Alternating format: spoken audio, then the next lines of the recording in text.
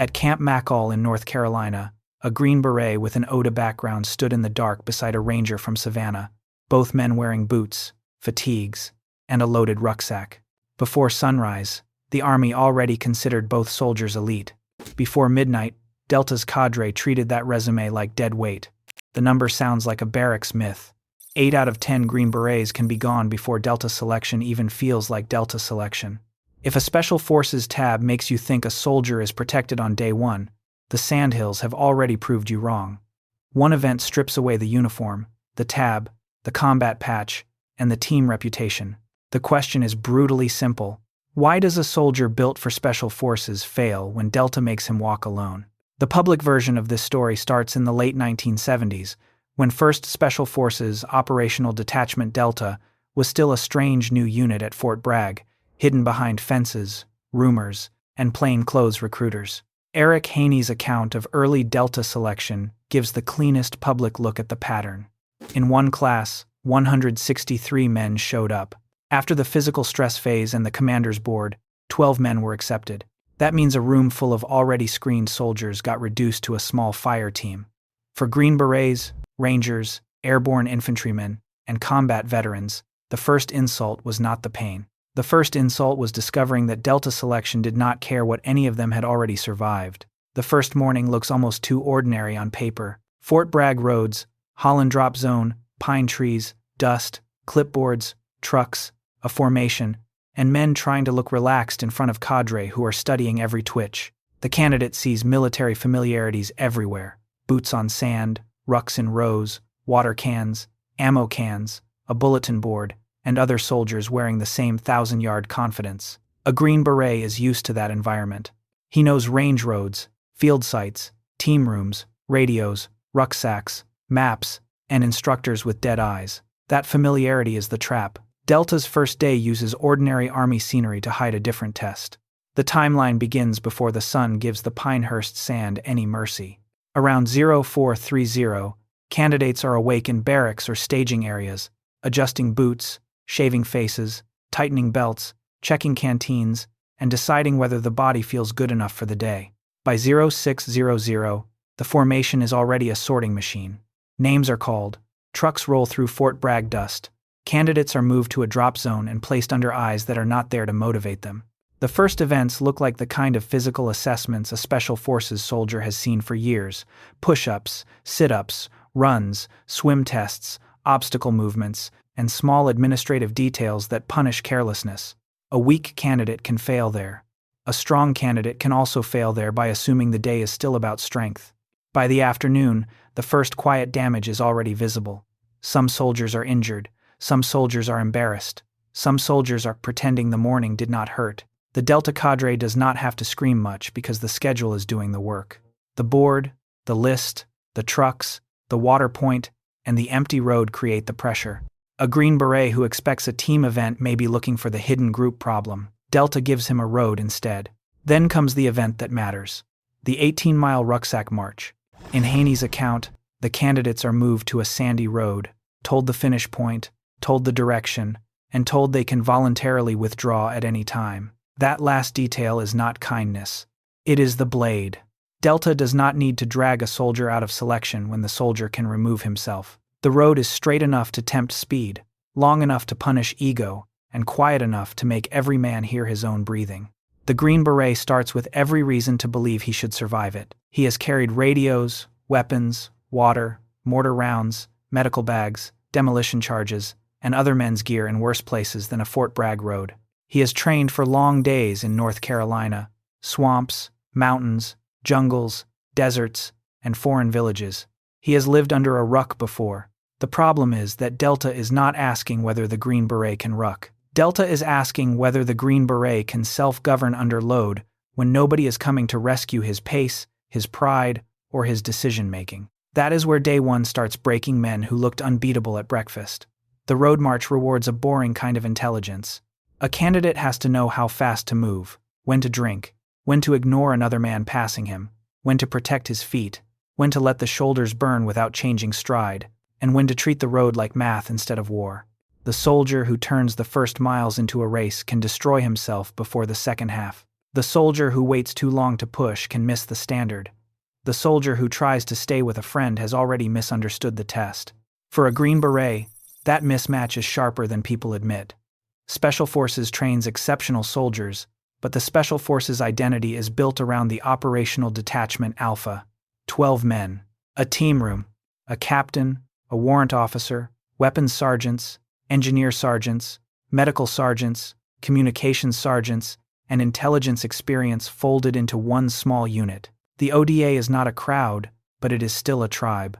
The Green Beret learns to solve ugly problems with other experts close enough to argue, plan, improvise, and carry the mission across the line.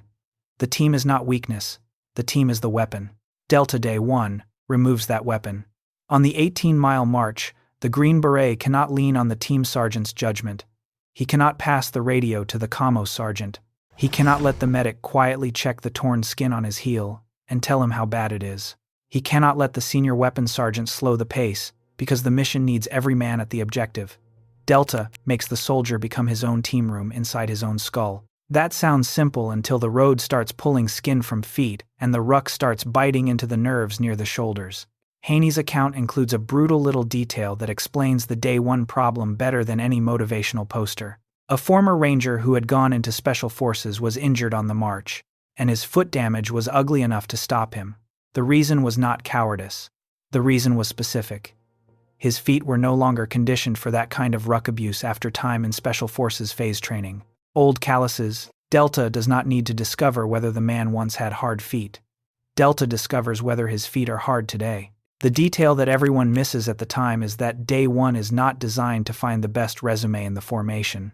Day 1 finds the man whose current habits match the current test. That is why the Green Beret name can become a liability. The soldier arrives with proof that he can learn languages, advise foreign forces, survive Robin Sage, operate in hostile areas, and work through indigenous partners.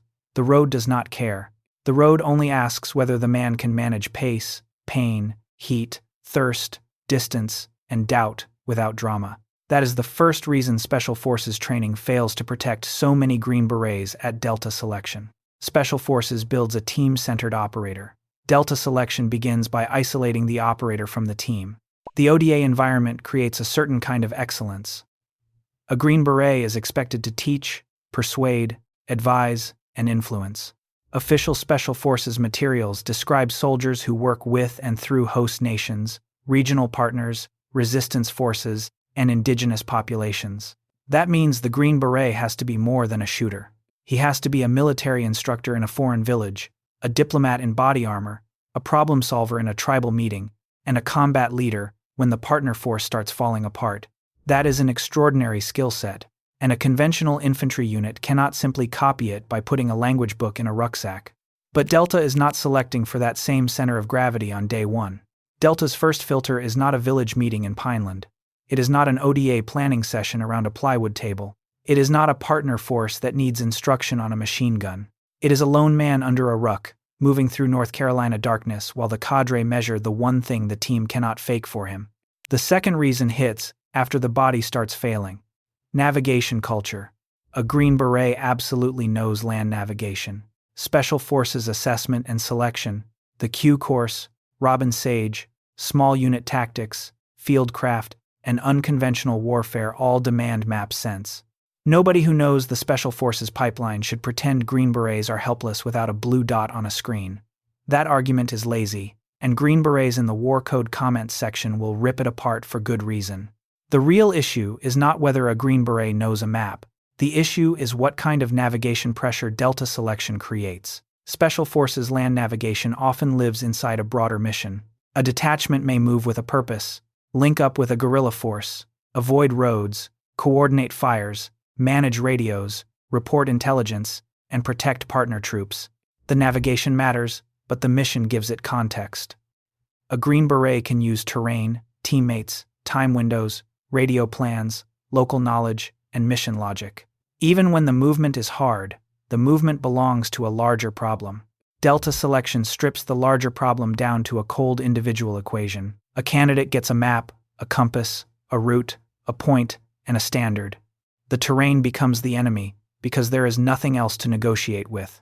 No partner force, no language advantage, no team rehearsal, no detachment plan, no village elder, no junior soldier who can take a turn carrying the odd piece of kit, just a candidate, a bearing, a distance, a ruck, and a deadline.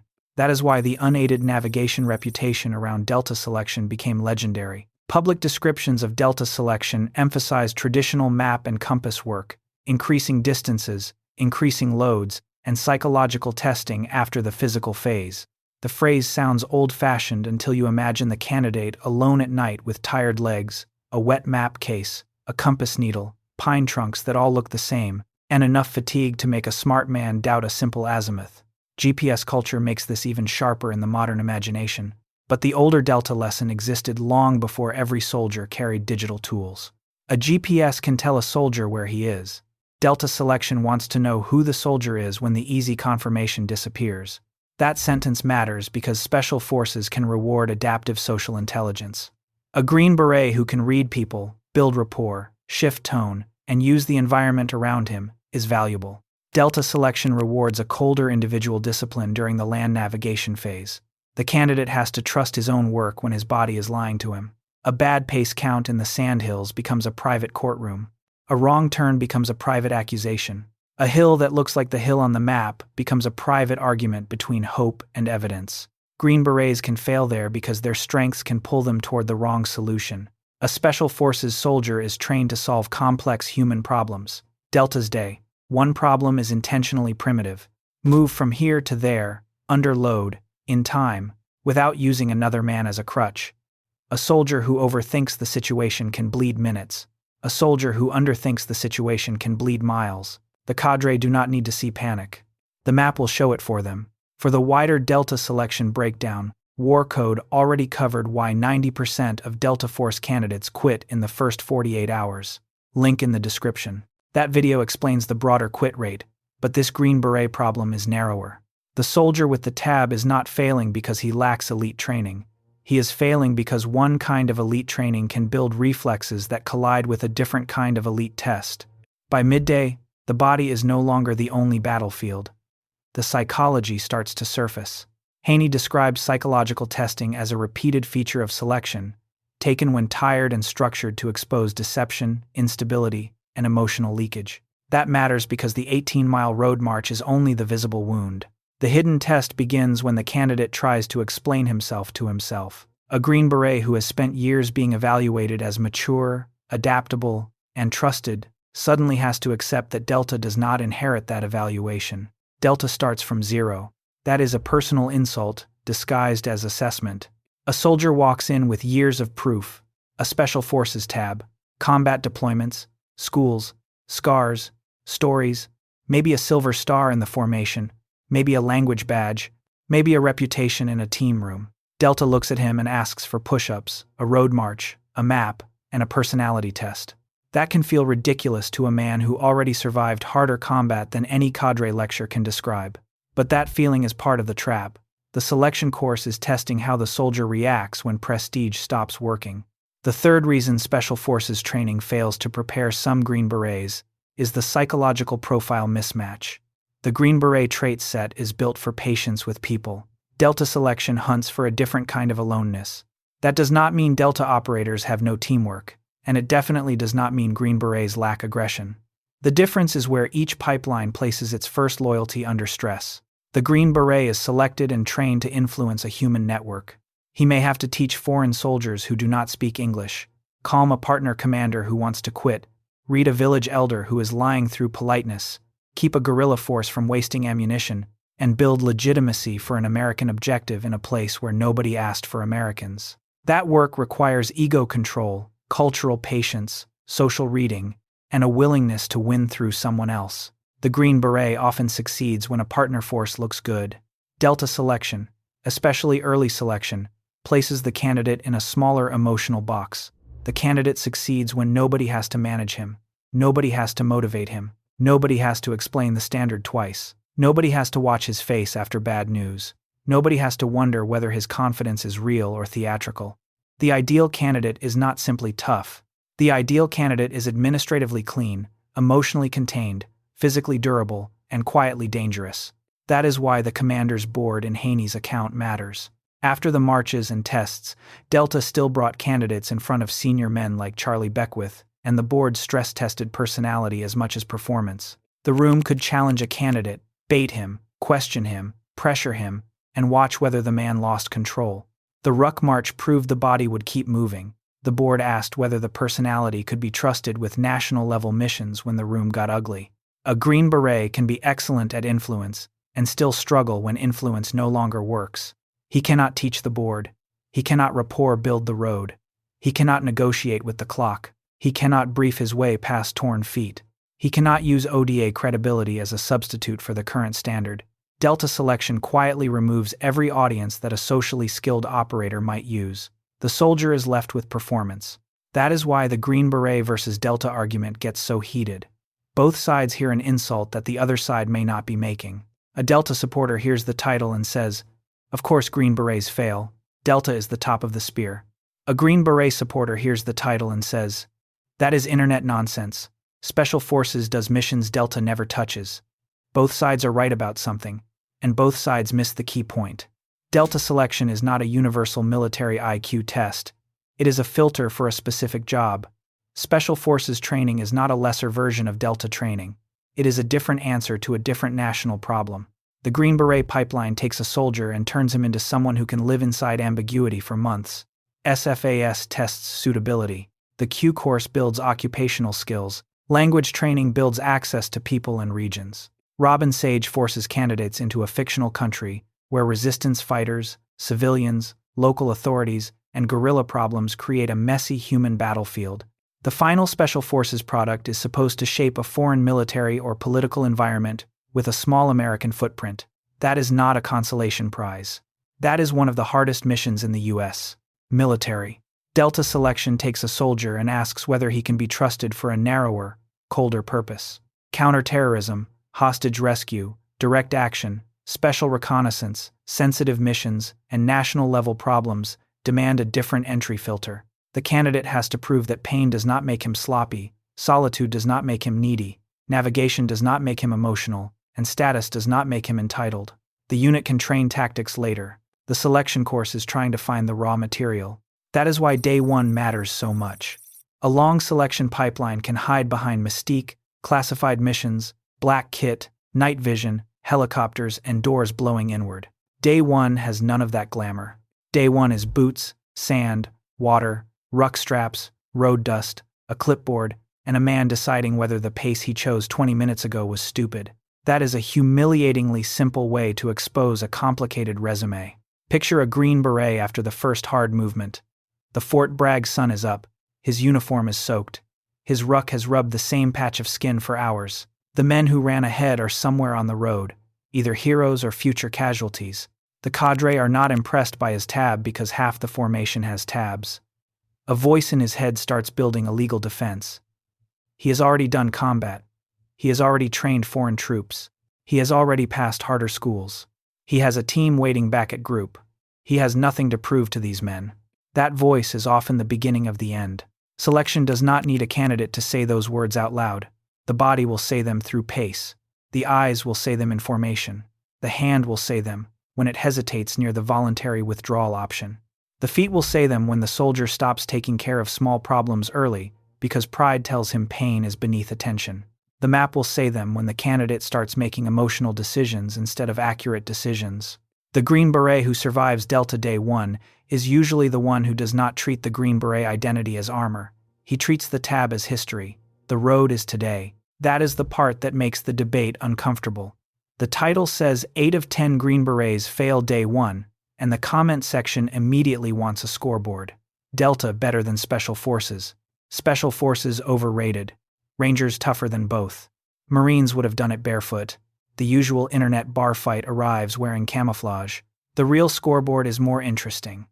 A Green Beret can be perfectly built for an ODA and poorly tuned for Delta selection. A Delta operator can be perfect for a hostage rescue mission and not the right man to spend months building a guerrilla battalion through a language barrier. A Ranger can be a monster on a raid and still not have the patience for foreign internal defense. A conventional infantry NCO can have more raw grit than all three and still lack the specialized training for any of their missions. Elite military units are not ladder rungs. They are tools with different edges. That does not let the Green Beret pipeline off the hook. If Special Forces candidates repeatedly struggle with solo endurance under load, then the pipeline has a blind spot worth arguing about. If a soldier can come out of a high-status special operations world and lose the habit of punishing ruck mileage, that matters. If team excellence creates private dependence, that matters. If a tab becomes an emotional shield against fresh assessment, that matters. No unit should be too proud to ask whether its heroes are still conditioned for the ugly basics. But Delta elitism deserves scrutiny too. A selection model built around private suffering can mistake silence for maturity and pain tolerance for judgment. A man who can grind through a road march is not automatically the best man for every national mission. A candidate who fails day one is not automatically a weaker warrior. He may simply be optimized for a different battlefield. The danger with Delta mythology is that the public turns one selection course into a religion. The danger with Green Beret pride is that the public turns one tab into a lifetime exemption. Neither myth survives contact with the road. The Day 1 event breaks Green Berets first because it attacks the space between identity and current performance. The soldier arrives as part of a legendary regiment. The event treats him as a lone body under a ruck. The soldier arrives trained to work through teams and partners. The event gives him nobody. The soldier arrives with navigation experience inside larger missions. The event reduces navigation to private accuracy under fatigue. The soldier arrives with social intelligence, teaching ability, and cultural patience. The event asks for quiet, repetitive, individual execution. By 1800, the formation is not the same formation that stood there before sunrise. The Green Beret who looked relaxed at 0430 may be gone. The Ranger who looked average may still be moving. The quiet infantryman nobody watched may have managed his pace better than the combat celebrity. The cadre do not need a speech. The road has already written the report. That is why the first day has such power in Delta stories. It is not the longest event in the mythology. It is not the famous final long walk. It is not the commander's board where Beckwith could cut into a man's ego with a few sentences. Day 1 matters because it delivers the first verdict before the candidate has time to hide behind the legend he brought with him. So when someone asks whether Green Berets are overrated because so many fail Delta selection, the honest answer is sharper than yes or no. Green Berets are not overrated. The wrong Green Beret confidence is overrated. The tab is real. The pipeline is real. The missions are real. The problem begins when a soldier confuses being selected yesterday with being selectable today. And when someone asks whether Delta selection is just elitist theater, the honest answer cuts the other way.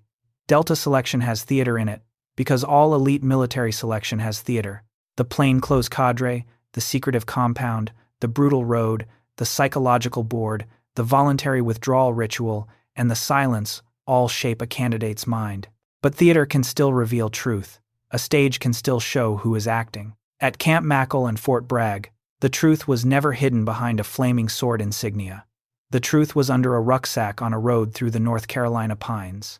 A Green Beret who can teach a foreign battalion to fight may still fail when Delta asks him to manage himself alone. A Delta candidate who can walk alone may still lack the patience to build a partner force in a country nobody can find on a map. That tension is the whole argument. Tell us in the comments which side of the fight you take. Are Green Berets exposed when 8 out of 10 fail Delta's first-day filter? Or is Delta selection testing a narrow trait that says less about special forces than the internet wants to admit? And for the full breakdown of the wider quit rate, watch War Codes: Why 90% of Delta Force candidates quit in the first 48 hours.